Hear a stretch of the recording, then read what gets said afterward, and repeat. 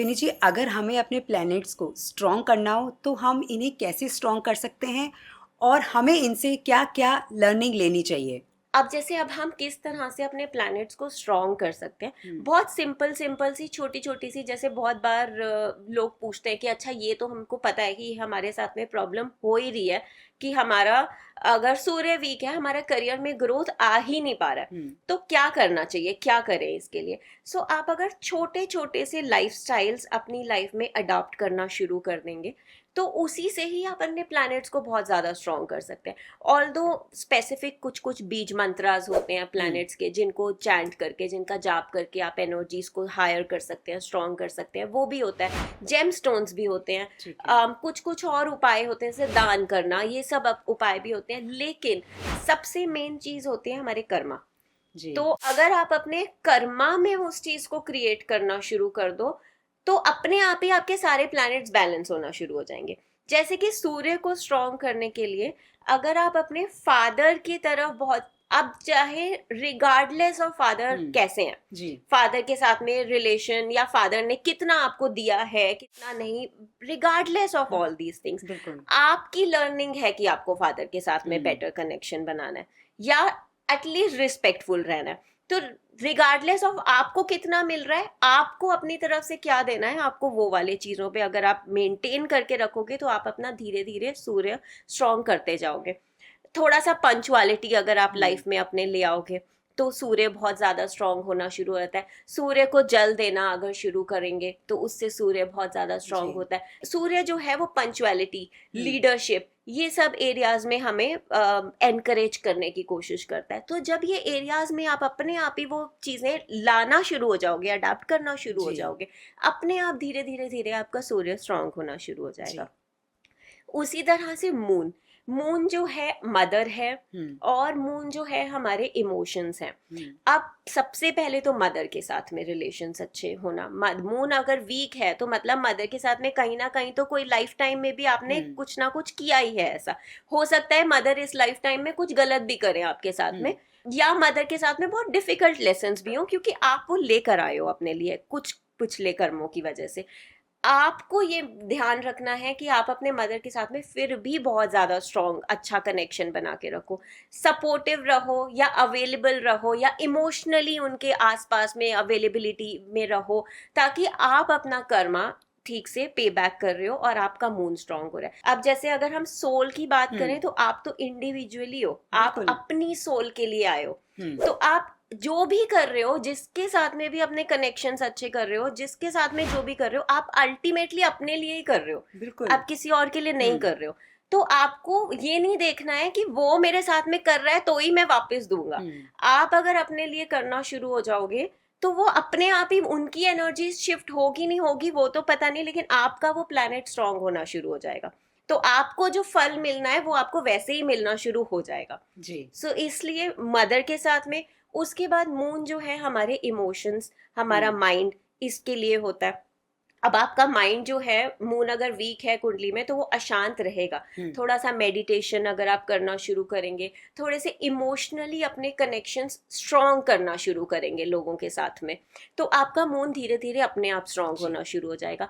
Mainly moon के लिए अपने माइंड पे वर्क करना बहुत ज़्यादा ज़रूरी होता है, मेडिटेशन करना, थोड़ा सा स्पिरिचुअली अवेकन होना, थोड़ा सा इमोशनली लोगों के साथ में ज़्यादा एम्पैथी ज़्यादा दिखाना, एम्पैथेटिकली लोगों के साथ में कनेक्ट होना, जैसे हम्म। कुछ दान करना, कुछ किसी के लिए कुछ हेल्प कर देना, या किसी भी तरह का सपोर्ट जो आपको इमोशनली ज्यादा अवेकन करेगा, हम्म। उससे आपका मून काफी बहुत स्ट्रांग होना शुरू हो जाता है।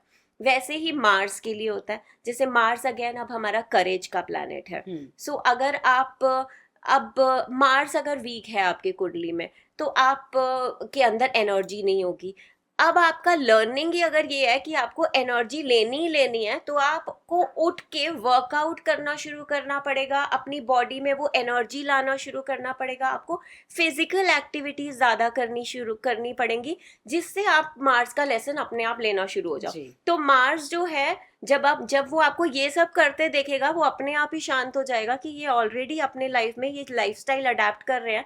तो वो अपने आप आपकी लाइफ में वो सर्कमस्टांसेस क्रिएट करना बंद कर देगा जहां पर आपको मेहनत करनी पड़ रही है, क्योंकि जी। आप ऑलरेडी अपनी लाइफ में मेहनत कर रहे हो और वो सही डायरेक्शन में कर रहे हो, अपनी बॉडी पे कर रहे हो, अपनी एनर्जी गेन करने में कर रहे हो, अपने वर्कआउट में कर रहे हो, तो वो अपने आप मार्स की एनर्जी बैलेंस होना शुरू हो जाएगी, क्योंकि आपकी लर्निंग मिलना शुरू हो गई।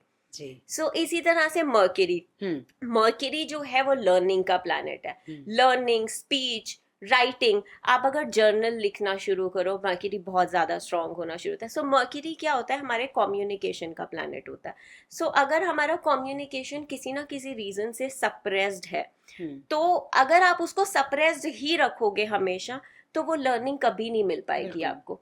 तो अगर आपका ऐसा नेचर है कि आप वो बहुत ज़्यादा अपने आप को वर्बली नहीं एक्सप्रेस कर पाते, तो जर्नल लिखना शुरू करो, राइटिंग करना शुरू करो। मे बी आज जैसे बहुत सारे मर्क्यूरी चाहे वीक हो चाहे स्ट्रांग हो, वो लोग ज़्यादातर राइटर्स होते हैं, क्योंकि वो अपने आप को प्रेजेंट ज़्यादा लिख के कर पाते हैं, तो उनका वो लाइफ लेसन होता है। लेकिन एटलीस्ट वो अपने अंदर हैवीनेस नहीं क्रिएट कर रहे, वो चाहे बोल के नहीं कर रहे, लिख के कर रहे हैं, बट वो कर रहे हैं जी। तो वो अपने मर्क्यूरी को धीरे धीरे स्ट्रांग अपने आप कर रहे हैं। मर्क्यूरी अगेन लर्निंग का प्लैनेट है। जैसे आप नई नई चीजें सीखना शुरू करेंगे, आप अपना मतलब कभी लर्निंग को रिजेक्ट नहीं करके कुछ ना कुछ एक्सप्लोर करते रहेंगे अपनी लाइफ में, तो आपका मर्क्यूरी धीरे धीरे धीरे स्ट्रांग होता रहेगा। सो मर्क्यूरी की बेसिकली लर्निंग कि आपको किसी डिफिकल्ट पाथ से लर्निंग देनी है, वो कैंसिल हो जाएगी, क्योंकि आपने खुद ही अपनी लर्निंग लेना शुरू कर दिया। सो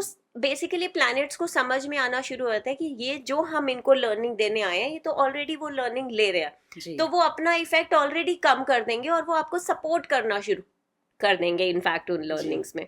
जैसे इसी तरह से जुपिटर का गुरु के लिए अब आप अपने एल्डर्स का बहुत ज़्यादा रिस्पेक्टफुल रहें।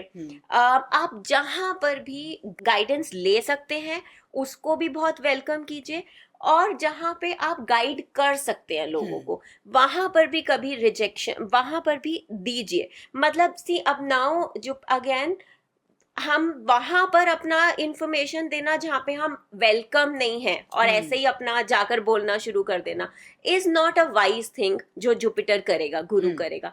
लेकिन जहाँ पे आपको लगता है कि आपको सच में अब बहुत बारी ऐसे होते हैं ना, लोग हमको एक अपना समझ के बहुत चीजें बताने आते हैं, अपनी लाइफ की स्टोरीज, अपना जनरली भी।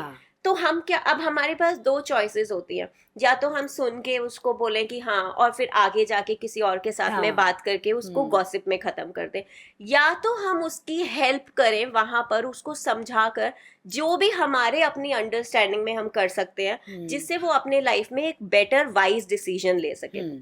जब आप ये करना शुरू होते हो, जब आप उसको बेटर गाइडेंस देना शुरू होते हो, आपके अंदर वो जुपिटर की पावर और ज्यादा आनी शुरू होती है और आपका जुपिटर गुरु स्ट्रांग होना शुरू हो जाता है। और यही चीज और ज्यादा वीक होना शुरू हो जाएगा अगर वहां पे वो खत्म होके कहीं और जाके वो गॉसिप वाला फैक्टर आ जाएगा। तो इस तरह से हम अपने प्लैनेट्स को स्ट्रांग करते हैं। अब सैटर्न जो है वो हमारा प्लैनेट होता है डिसिप्लिन का। अब अगर हम ऑलरेडी अपनी लाइफ में वो डिसिप्लिन, अब सैटर्न जो है वो हर चीज में ना हमें पेशेंस सिखाता है। हर चीज, क्योंकि सैटर्न स्लोएस्ट मूविंग प्लैनेट है, वो हर एरिया से रिलेटेड हमारे लाइफ में डिलेस क्रिएट करेगा। जिस भी घर में बैठा होगा उस घर से रिलेटेड डिलेस लेकर आएगा। जैसे अगर करियर हाउस में बैठा है तो हमारा जो करियर है वो लेट प्रोग्रेस करेगा लाइफ में। मैरिज हाउस में बैठा है तो हमारी मैरिज बहुत लेट करा देगा। सो वो देगा जरूर, बट वो बहुत डिले करता है। फिफ्थ हाउस में है तो वो हमारा कंसीविंग, प्रेगनेंसी, इस चीज को बहुत ज्यादा डिले कर देगा। सो वो डिलेज लेकर आता है। वो हमें पेशेंस सिखाता है, डिसिप्लिन सिखाता है अपनी लाइफ में। अब अगर हम वो लेसन लेना शुरू हो जाएं, अब क्या होता है सैटर्न में ना सबसे ज्यादा एक ऐसी चीज होती है कि आप ग्रेटफुल रहो। जो भी चीज अभी अगर आपको इतना भी मिल रहा है ना, तो आप ग्रेटफुल रहोगे, तो आपको वो चीज अपने आप, वो जो स्पीडन अप होने वाली चीज है ना, वो अपने आप आनी शुरू हो जाएगी। जितना टाइम आप ये चीज करते रहोगे ना कि ये तो आ ही नहीं रहा है, मैं तो ग्रो कर ही नहीं रहा हूँ, मेरे से तो हो ही नहीं रहा है, मेरी तो शादी हो ही नहीं रही है, जितना ज्यादा आप ये वाली चीज बोलते रहोगे ना, सैटर्न उतना ही ज्यादा आपको पेशेंस सिखाता रहेगा और वो और लेट करता रहेगा उस चीज को, क्योंकि आप अपनी लर्निंग नहीं ले रहे। तो जब आप इस चीज को एक्सेप्ट कर लोगे जी। कि ठीक है अभी मेरी लर्निंग है कि मेरे को पेशेंस सीखना ही है और ये जब अपना टाइम पे आना है तो ये अपने टाइम पे ही आएगा, जब आप इस चीज को एक्सेप्ट कर लोगे मतलब आपने अपनी लर्निंग ले ली, जी। तो वो अपने आप ही बहुत ज्यादा स्पीडन अप होके आपकी लाइफ में आना शुरू हो जाएगा। इसी तरह से राहु है, राहु जो है वो एडिक्शन का प्लैनेट है। अब जैसे एडिक्शन है, ओवरली एम्बिशियस हो जाने वाली चीज होती है। सो कभी कभी राहु ऐसा भी करता है, मेरे को इस चीज से एक क्लाइंट का याद आया जिसका राहु बहुत स्ट्रांग है। 11th हाउस में राहु होना बहुत ही अच्छी चीज होती है जो बहुत ज्यादा ग्रोथ देता है इंसान को। लेकिन अब अगेन क्या होता है कि राहु भी ना पेशेंस बहुत ज्यादा टेस्ट करता है। अब राहु को वो देना ही है, लेकिन वो जो इंसान है वो इतना ज्यादा वो इम्पेशेंट है कि ये हो क्यों नहीं रहा, ये हो क्यों नहीं रहा। अब उसके लिए बहुत चीजें हो रही हैं लेकिन उसको लग रहा है कि ये तो बहुत छोटी सी चीज है, यहाँ पे क्यों नहीं पहुंच रहा, मेरे को ये क्यों नहीं मिल रहा, मुझे ऐसा। सो वो बेसिकली वो सेटिस्फाई नहीं हो पा रहा जो चीज उसको मिल रही है, और वो जब तक वो चीज में नहीं होना शुरू होगा और वो थैंकफुल नहीं होना शुरू होगा, वो यहाँ से यहाँ नहीं पहुंच पाएगा, क्योंकि राहु उसको पहुंचने ही नहीं देगा, क्योंकि वो राहु की लर्निंग नहीं ले रहा है। और राहु तो एक्चुअली इतना रिजिड प्लैनेट है कि अगर आपने नहीं ली तो बाकी तो कोई प्लैनेट फिर भी आपको कुछ समझ के फिर भी कुछ कर देगा, राहु कभी नहीं करेगा अगर आपने राहु की लर्निंग नहीं ली है। तो अगर वो लर्निंग है कि अभी आपको इसमें सेटल होना है तो आप धीरे धीरे वहां तक भी पहुंच जाओगे।